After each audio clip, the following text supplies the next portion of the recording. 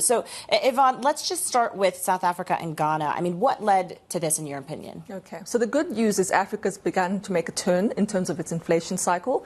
We are beginning to see a slowdown. In the case of South Africa, it was expected. Inflation fell back to the midpoint of the target range, the 3 to 6% target range that the Reserve Bank would like to see it in. So we did see a cut as anticipated, and we expect more to come. In the case of Ghana, which has significantly high inflation in the high 20s, in the low 20s, we have seen it fall from significantly higher levels. And the reason we saw a cut there is because they've got high positive real rates. The policy rate was at 29%, and they cut by 2 percentage points.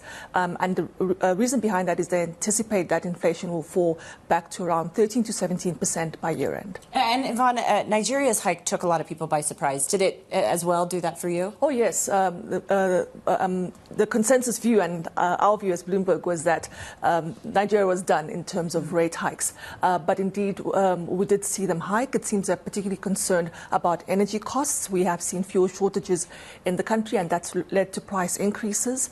And the reason why the market expected no hike is because inflation had made a turn. It's began to slow down, but I think the central bank would like to be cautious. Hiked, and it seems they're not done. There may be a couple more hikes to come. And it's still a bit high. I mean, when you look at it in the context of the broader continent. Absolutely. We're sitting at around 32% for Nigeria. I think Nigeria and Angola have some of the highest inflation rates in the region. So then, Yvonne, if we take a look at, let's go to East Africa and look at Kenya, because we were speaking earlier with Ndiro about some of the multiple factors that are that the Kenyan economy is really facing right now. Yes.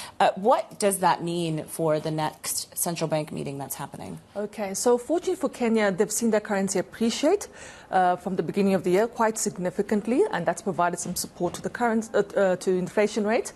Inflation sitting around 4 to 5%, which is quite low for an African country, and the policy rate is at around 12%. So they've got quite high positive real rates, giving them some scope to cut at the next meeting. So, I mean, Yvonne, if we take a look at what is happening in the U.S. and elsewhere we were mentioning earlier, how does that potentially affect the path of some of these central banks? Or does it not at all, given the internal factors that they're facing on their own? Well, how it helps is that for countries that feel inflation is low enough for them to cut, the fact that the Fed has begun to do so gives them the scope to do so, because it implies that their currencies won't be undermined.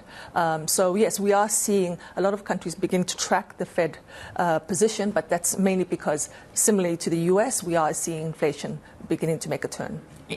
Is there a risk potentially to some of this activity that is happening with the Fed, with the BOE, for the central banks here on the continent? Not in particular, because most of our markets are illiquid.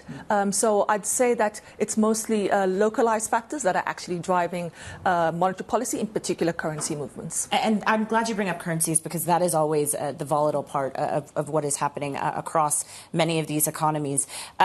And in particular, let's stick here in South Africa. The rand has somewhat stabilized, right? We've seen a number of stability, encouraging signs from the government. Correct. Does it dip lower, potentially? Does it have more room to strengthen? I think there's scope for it to strengthen further. It is, despite the appreciation we've seen since the formation of the Government of National Unity, it's still an undervalued currency. So, yes, we do believe there's scope for it to strengthen further.